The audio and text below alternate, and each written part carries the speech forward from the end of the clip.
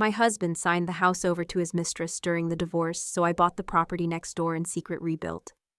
Everything he took from me, and now he wakes up every morning to the view of what he could have had. 3 years ago, my marriage ended and he took everything. Not just the house, not just the savings. He took the life I built with my own hands and left me with silence. My name is Brooke. I'm 37 now. I used to believe in partnership, in building a life together brick by brick. But standing in court that afternoon, listening to the judge hand over the house I designed to the man who cheated on me, I realized one thing. No one was coming to save me. His name is Scott. We were married for 9 years. 9 years of birthday dinners, business parties, renovations, compromise. 9 years of putting his career first because it's just a tough season right now, babe. And I believed him. Every time. I had my own interior design studio when we met. Small but promising. I put it on hold when he was promoted, and we moved across the state. Then again when he wanted to pursue an executive MBA. Then again when he started traveling more, and needed me to manage everything at home. He promised. When things settle down, it'll be your turn. Turns out things never settle when the person you're waiting on already made up his mind. And apparently, it had been her turn for a while. I found out about the affair on a Saturday. I'd come home early from a short trip with my sister. His car was in the driveway. There was music playing. And there she was curled up on our couch in one of my silk robes, drinking the Cabernet I'd been saving. She didn't even look surprised. I didn't scream. I didn't cry. I just looked around at the home I had poured my soul into and walked out the front door. The divorce was fast, efficient, cold. He already had a lawyer. Already had joint ownership claims ready. Apparently, while I was decorating, he was preparing. The judge sided with him on almost everything. I made less income. I chose to pause my career. He kept the house, the car, most of the savings. I got a lump sum that barely covered 6 months of rent. But the part that truly gutted me was the house. That house was mine. I chose the paint colors. I ran cables through the walls for hidden lighting. I laid out every square foot with care, warmth, and vision. It was my work, my identity, and now it was theirs. I moved into a tired rental across town, the kind with peeling laminate floors and yellow light bulbs. I ate instant noodles, ignored texts. I stayed off social media because seeing pictures of my kitchen with new faces in it was a special kind of hell. I broke down exactly once, then never again. Because one night I drove past that old house, and what I saw shifted something inside me. The new porch lights were cold white. The flower beds were gone. My lavender bushes dug up. There was a cheesy Live Laugh Love decal stuck to the front window. And suddenly I realized something simple and sharp. He took the house, but he couldn't keep the soul. He could live there. He could host his little barbecues. But it would always be a shell of what I made it. And that night, as I sat parked across the street, an idea rooted itself so deep in my mind I could feel it in my bones. I wouldn't fight to get the house back. No. I would buy the one next door. And I would make it everything that house used to be and more. Better, smarter, stronger. A mirror, yes, but one that reflected who I had become. And I wouldn't need to say a word, because living well next door would speak louder than anything I could ever shout. It started with late-night drives. I'd circle the neighborhood windows, down music off. Sometimes I'd park 2 blocks away and just walk past it. My old home, his new kingdom, their perfect little slice of stolen comfort. But I didn't linger on them for long. My focus shifted, just to the left. The house next door. It wasn't much, not at first glance. Worn shutters, faded siding, a porch with a missing railing. The grass hadn't been mowed in months, and the mailbox leaned like it had given up decades ago. But I saw it. Beneath the decay, I saw the lines, the bones. It was the same model as our old house, same layout, same lot size. Built in the same year by the same developer. It was perfect. I didn't care that it smelled like mildew when I stepped inside, or that the wallpaper peeled like old skin. I didn't flinch at the cracked foundation or the broken windows. I walked through that empty shell with a quiet calm. Because where most people saw a mess, I saw a blueprint, a mirror, a chance to rebuild on my own terms. The house had been sitting on the market for months. Scott had no idea, and I planned to keep it that way. I contacted the realtor using a different last name, paid in cash using the business savings I'd hidden before the divorce, made sure nothing tied me to the purchase just in case. When the paperwork was finalized, I sat in the middle of the gutted living room, legs crossed on the dusty hardwood, and exhaled. Not in victory, not yet, but in certainty. He had taken everything. Now I was taking space. Over the next few weeks, I showed up every morning in paint-stained jeans and a hoodie. No makeup, no drama, no noise. Just me, my blueprints, and the silence. I kept the blinds drawn, the contractors minimal. Did as much of the demo myself as I could. I pulled down ceilings, hauled broken tile. I scrubbed years of neglect from every corner of that house. And with each swing of the hammer, something inside me shifted. I didn't feel like the woman he left behind anymore. I felt like someone he wouldn't recognize if he saw me now. I kept to myself. Didn't talk to neighbors. Didn't answer when his girlfriend waved from their porch one morning. But sometimes when I caught a glimpse of them out front, laughing, arguing, watering the roses I planted years ago, I'd allow myself a small smile. Not out of bitterness, out of patience. Because they didn't know what was coming.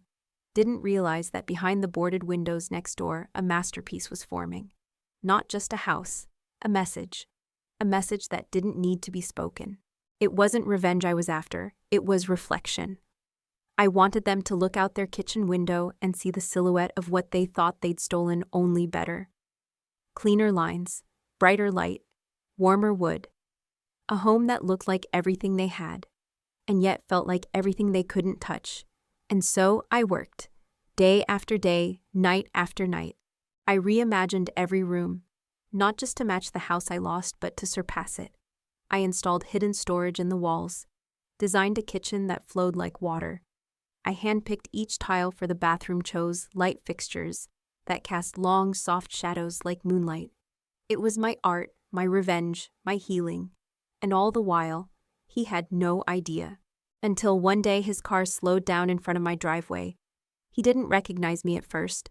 I was standing on the porch, clipboard in hand, directing 2 installers, wearing sunglasses, hair pulled back, calm, collected.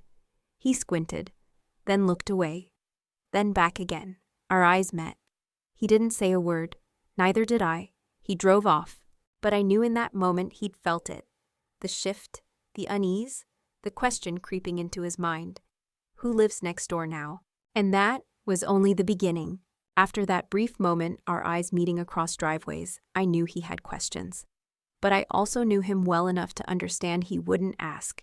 Not directly. Scott never liked looking too closely at things that made him uncomfortable. And that worked perfectly in my favor, because the house was almost ready, and I was nowhere near done. Every decision I made during the remodel was deliberate, calculated. I didn't just rebuild what he stole, I upgraded it. The kitchen in our old house had marble countertops. I chose quartzite, more durable, more elegant, less common. He had stuck with chrome fixtures. I went with brushed gold. In the master bedroom, I placed the bed facing east just like before. Except now the sunrise spilled across floors. I had sanded myself wide oak planks that felt warm under bare feet. Every time I placed something in the new house, I thought about its twin version sitting one wall away. And I smiled. Because I wasn't copying, I was correcting. No shortcuts, no compromises. The guest bathroom they never finished, I turned mine into a spa sanctuary, heated floors, matte black fixtures, a rainfall shower that felt like peace.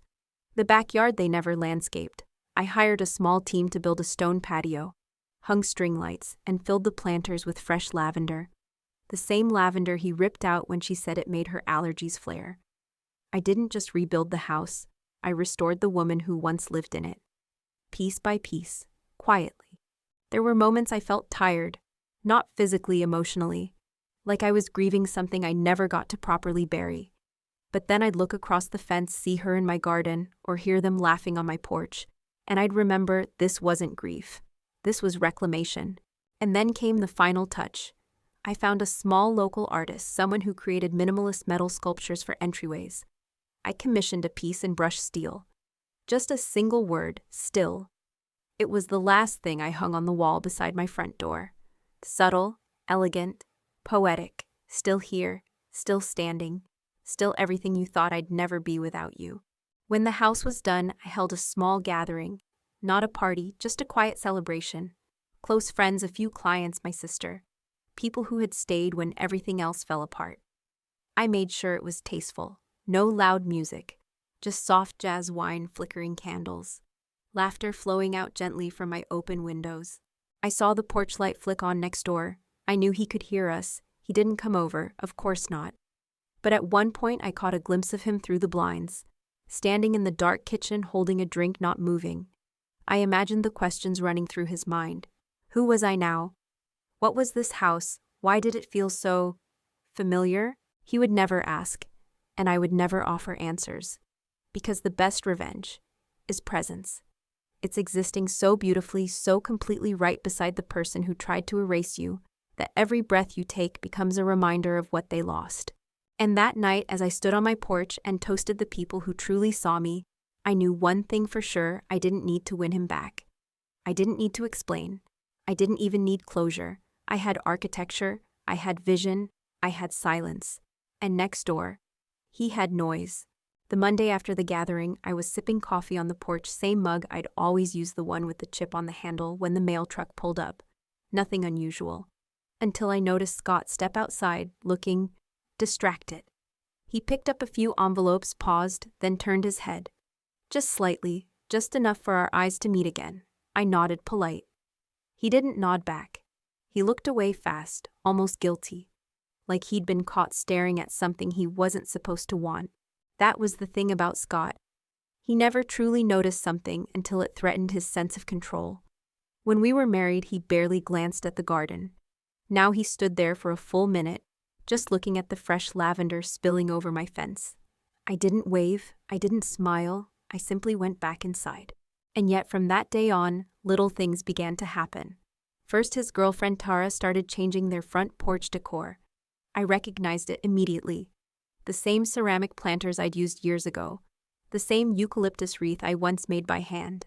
I hadn't posted any of it online, so either she remembered from before, or someone was trying to recreate what I had without knowing how.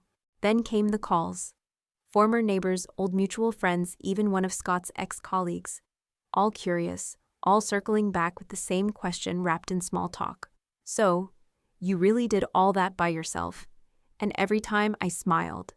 Not because they finally saw me, but because their surprise was the compliment. Apparently word was getting around.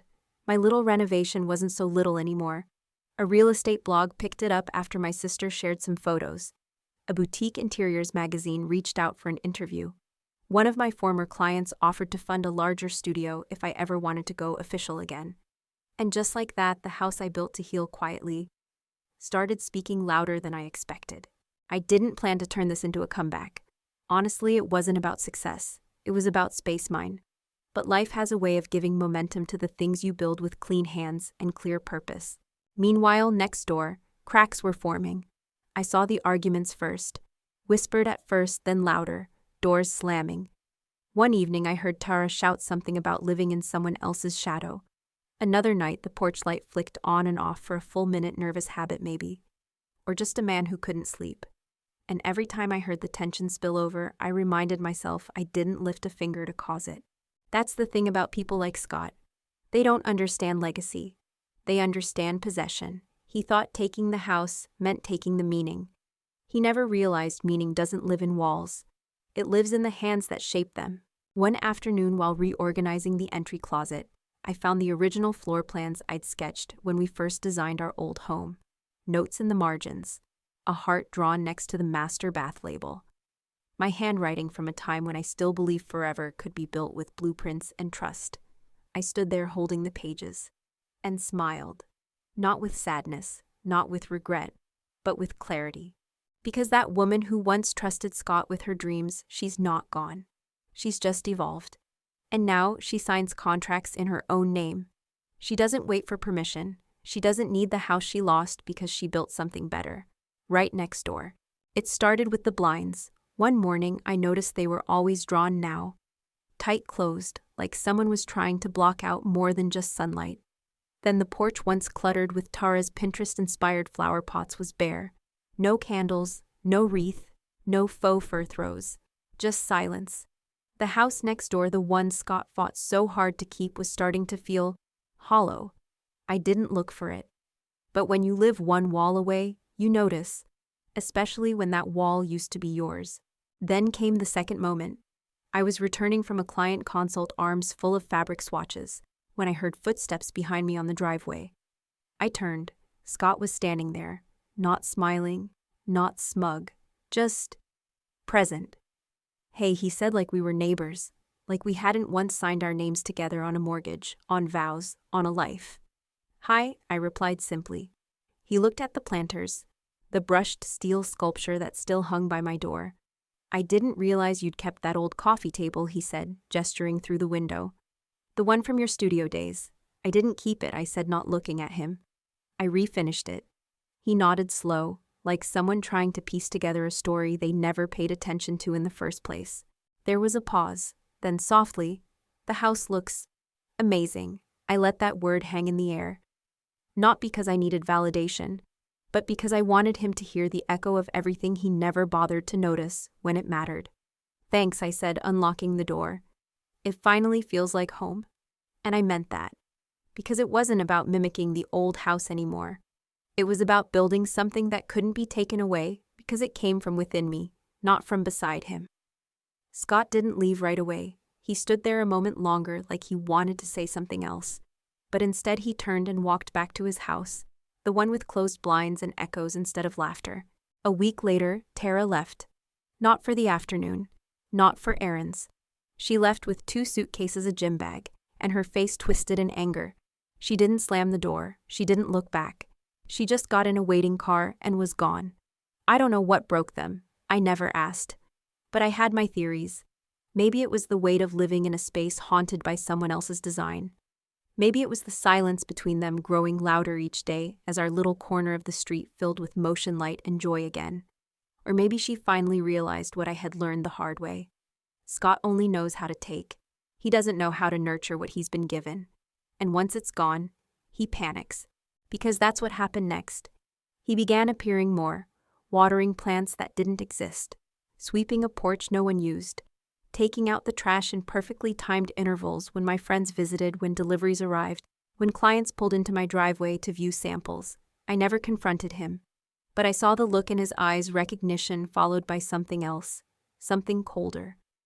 Regret, envy, loss. I didn't care to know, because by then my focus had shifted. The design studio was thriving. Word-of-mouth referrals kept rolling in. My name, just mine, was now on contracts, invoices, local interviews. For the first time in years, people saw me without the asterisk of someone else's title.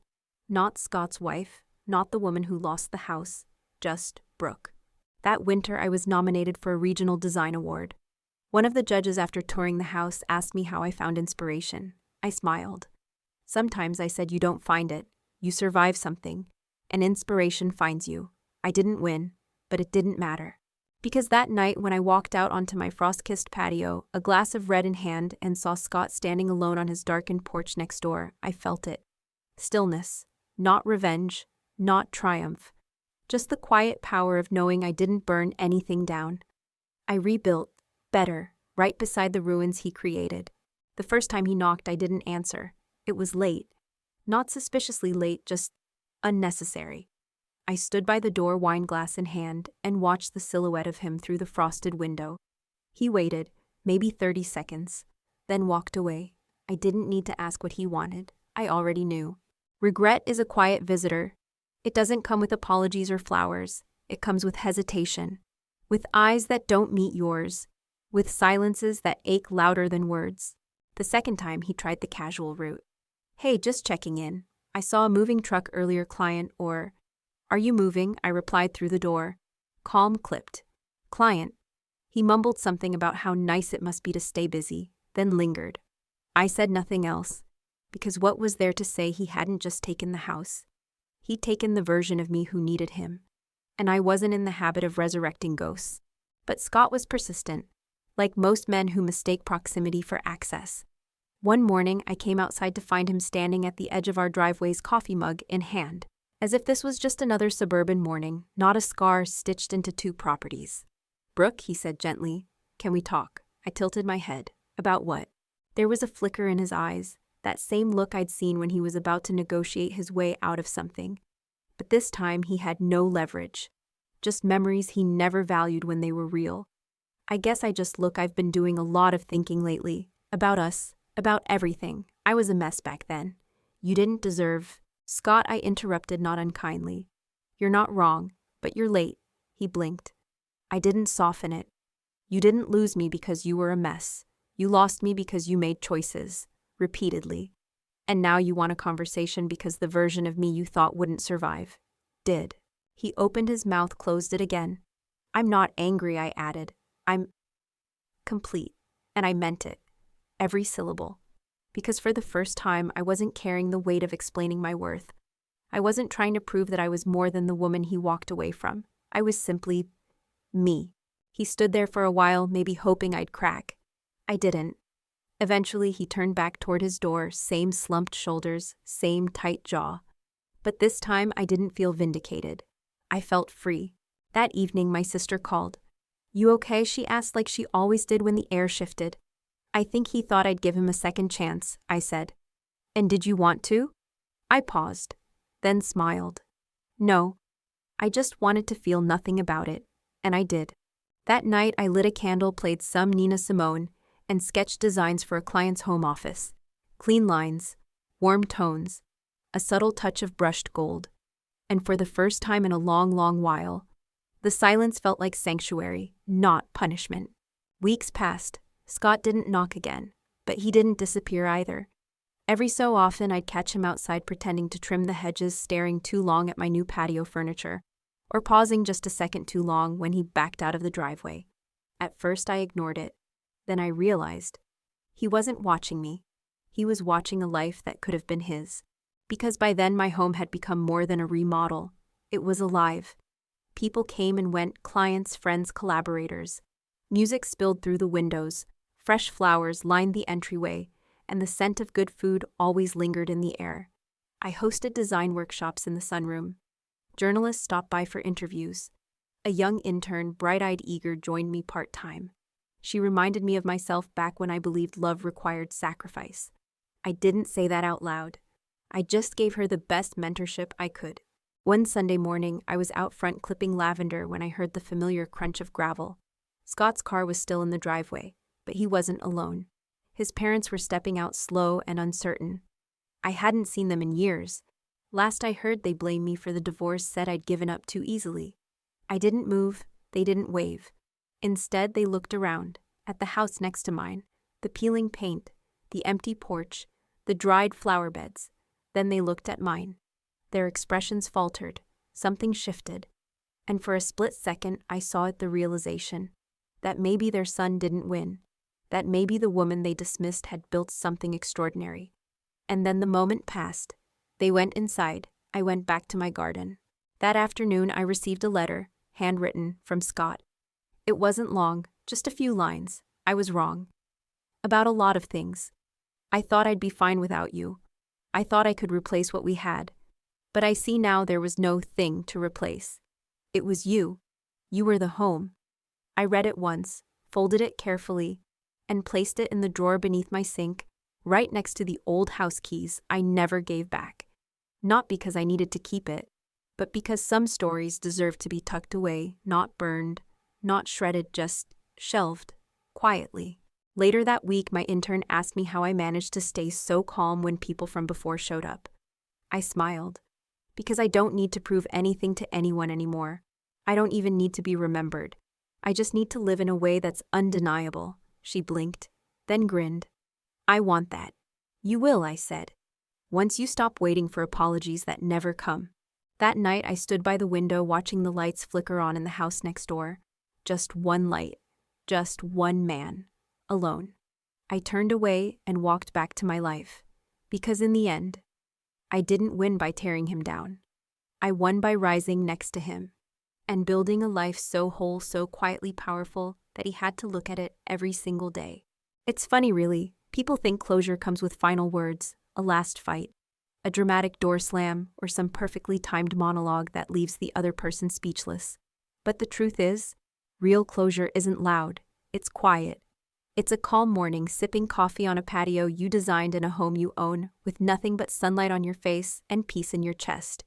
It's when you forget to check if they're watching because you genuinely don't care anymore. It's when their name doesn't sting, their memory doesn't echo, and their choices no longer define yours. That's where I am now. I didn't build a new life to get even. I built it because I finally realized I was never supposed to shrink just to make someone else feel bigger.